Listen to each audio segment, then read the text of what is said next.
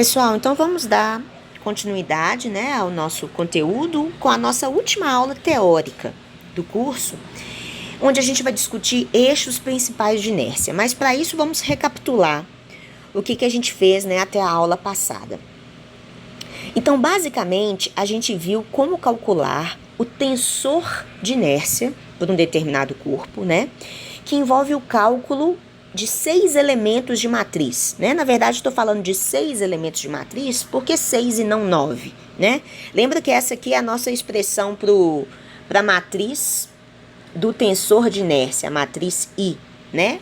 Onde a gente tem aqui 9 elementos, não é isso, gente? A gente deduziu como fazer isso, né? Ó, lembra que a matriz tensor de inércia é a matriz que relaciona dois vetores, o vetor momento angular com o vetor velocidade angular.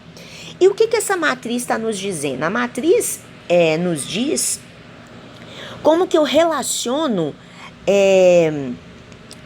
as componentes do momento angular com a velocidade angular no sentido o seguinte: é possível que um corpo gire em torno de um determinado eixo, por exemplo, o eixo Z, sendo que esse corpo possua componentes de momento angular que são diferentes dessa velocidade angular, né? Por isso que tem esses elementos da matriz de momento de inércia. Eu dei um exemplo importante de uma partícula numa determinada posição para a gente entender isso, né? Que é de certa forma não intuitiva, né? Então, o nosso momento de inércia lá, por que são 6 elementos para eu calcular e não 9? Justamente porque essa matriz é simétrica, né, gente? Então, ó, esse é o meu elemento aqui que a gente chama de I11 ou IXX, né? Esse aqui é o elemento I12 ou IXY. E nota, por exemplo, que são os chamados produtos de inércia, né? Que são esses termos cruzados. Notem que o elemento, né, IXY, ele é igual ao IYX, né? Então, a matriz é simétrica. O IXZ é igual ao IZX. Então, no fim das contas, eu nem preciso calcular 9 elementos. Preciso calcular só os 6 elementos para me encontrar completamente essa minha matriz do tensor de inércia. Não é isso? Beleza. A gente viu como calcular isso explicitamente. Nós fizemos, né, por exemplo, a determinação da matriz do tensor de inércia para um cubo, né? Então, o tensor de inércia ele depende simplesmente da geometria do corpo, né? Em relação a um sistema de referência adotado, a gente adotou aqui, né, por exemplo, no vértice daquele cubo, não é isso? E aí, por exemplo, para o cálculo desse tensor de inércia para esse cubo, nenhum dos elementos de matriz desaparecia. Então, a gente tinha aqui os 9 elementos de matriz, né? Então, era uma matriz completinha aqui, nenhum elemento era nulo. E aí eu podia pensar o seguinte: qual que é o significado físico disso? Então imagina que você tem, né, que o seu cubo ele está girando em torno do eixo Z, especificamente, tá? Do eixo fixo. Então o meu vetor lá de momento angular, né, seria só o ômega x aqui, ômega x, o ômega y seria 0, né? Então, eu colocaria aqui 0. E o ômega z também seria 0. Opa, desculpa, gente. Eu estou girando em torno do eixo x, do eixo z, né? Então, o ômega x é 0, o ômega y é 0. E eu teria só a componente do ômega z ali.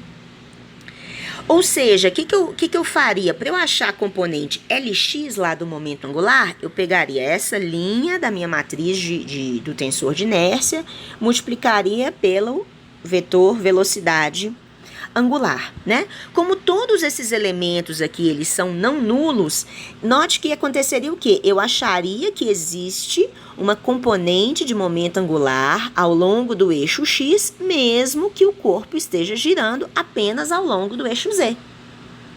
Não é verdade? E assim sucessivamente, né? E aí, o que é importante? Por que é importante, fundamental, calcular o tensor de inércia? Porque a partir do tensor de inércia, eu vou calcular, então, o vetor momento angular, como a gente estava considerando ali para o cubo, né? E se eu tenho momento angular, eu tenho automaticamente a energia cinética de rotação.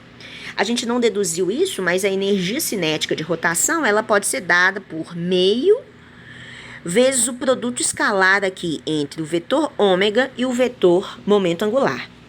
Note que se eu tenho o momento angular do corpo, se eu tenho a energia cinética de rotação desse corpo, aí eu parto então para a solução real do problema, né? Que é achar a equação de movimento que descreve a dinâmica dos objetos, né? Lembra, se você tem a energia cinética total do corpo, que é a de translação, mais a de rotação. A de rotação a gente acabou de ver aqui, olha, como que eu calculo.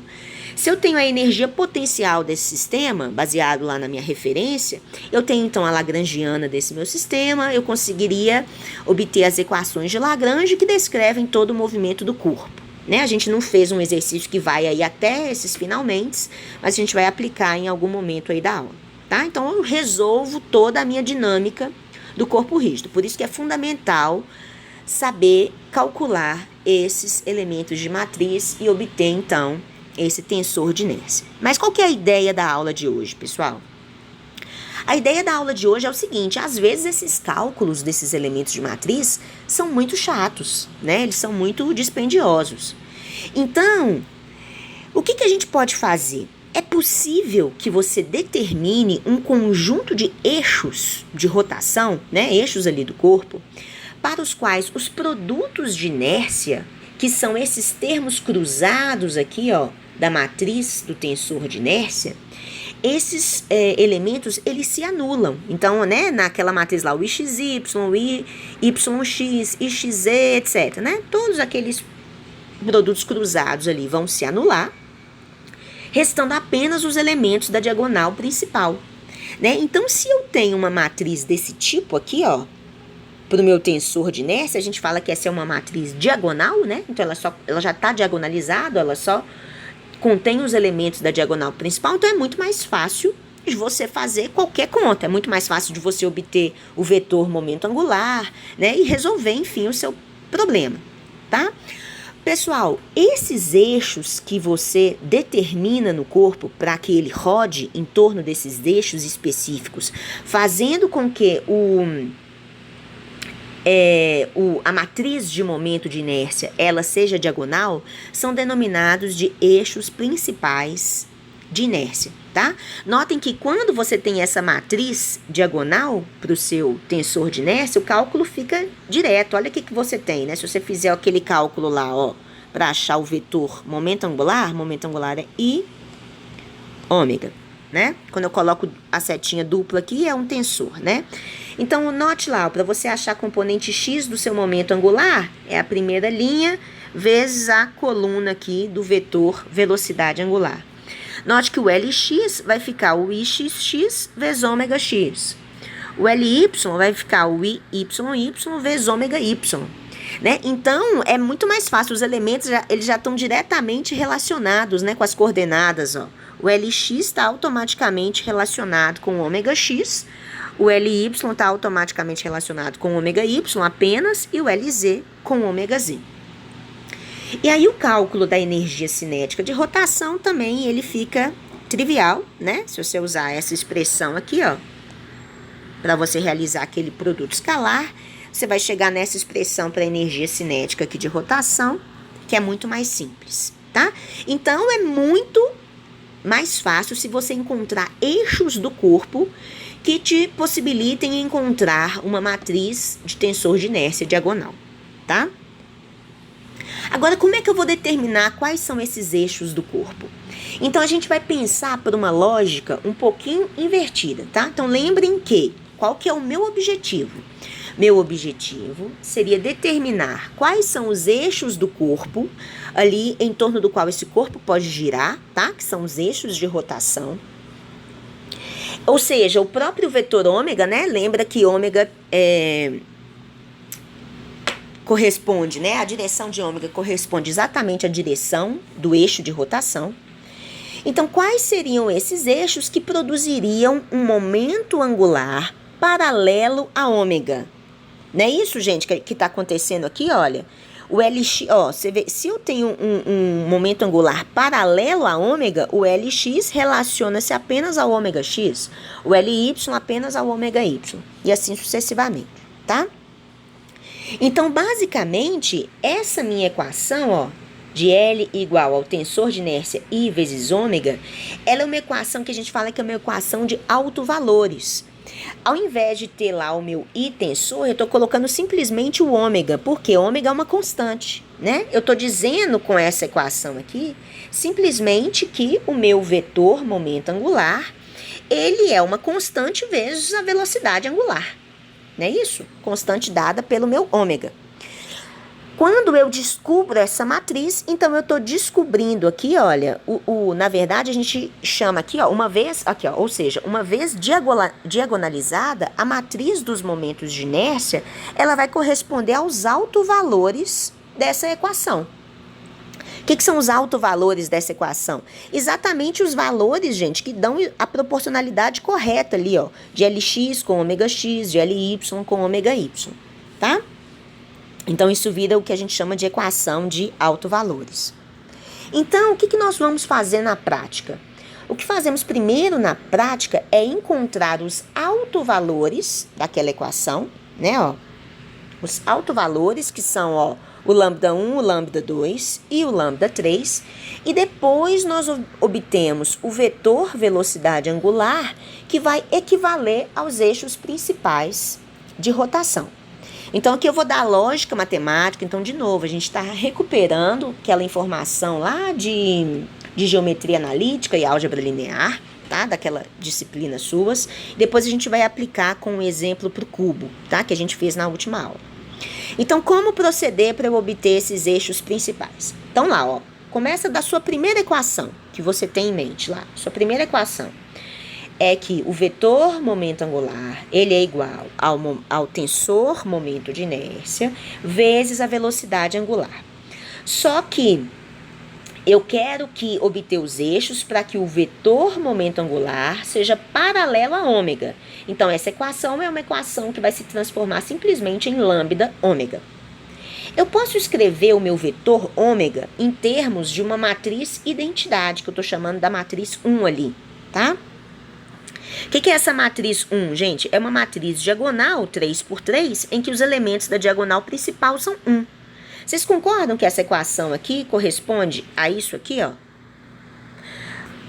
Tranquilamente, né? De forma trivial, olha. Eu simplesmente peguei o meu vetor ômega, que é o meu ômega x, ômega y e ômega z, e se eu multiplico ele por uma matriz identidade, que é essa que tem os 1s na diagonal principal, eu retomo o meu vetor ômega. Ó, isso aqui vai ficar 1 vezes ômega x,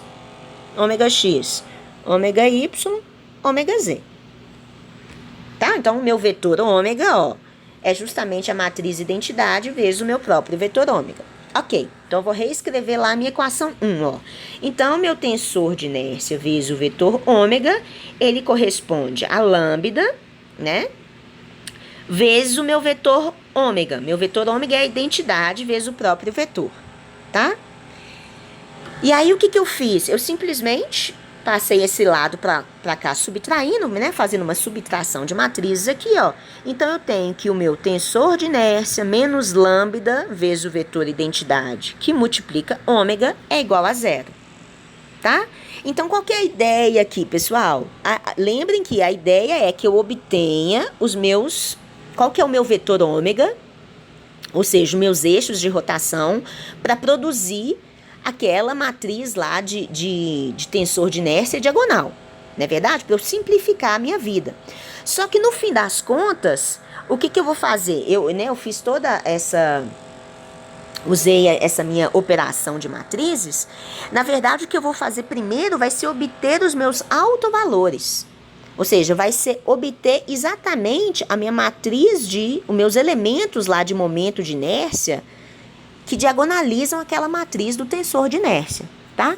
Para eu resolver essa equação, então, a gente usa a regra de Cramer, né? Vocês devem lembrar disso, que o determinante dessa matriz tem que ser igual a 0.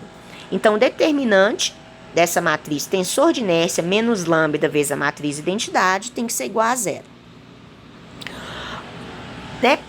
Então, como é que eu resolvo isso explicitamente? Ó, o determinante da minha matriz I menos lambda vezes a identidade. Vocês concordam que a minha matriz I, que é o tensor de inércia, menos lambda vezes a matriz identidade, dá exatamente essa matriz grandona aqui, 3×3, ó. Onde esses são os elementos da diagonal principal, que envolvem lá os meus autovalores que eu tô querendo, tá? E os meus elementos cruzados. Então, eu tenho que resolver esse determinante igual a zero. Quando eu resolver isso, pessoal, eu vou achar os meus lambdas. Eu vou achar 3 valores de lambda ali, tá? Então, eu vou encontrar os meus lambdas, ou seja, os momentos de inércia que diagonalizam ali, ó, que deixam aquela matriz do tensor de inércia diagonal.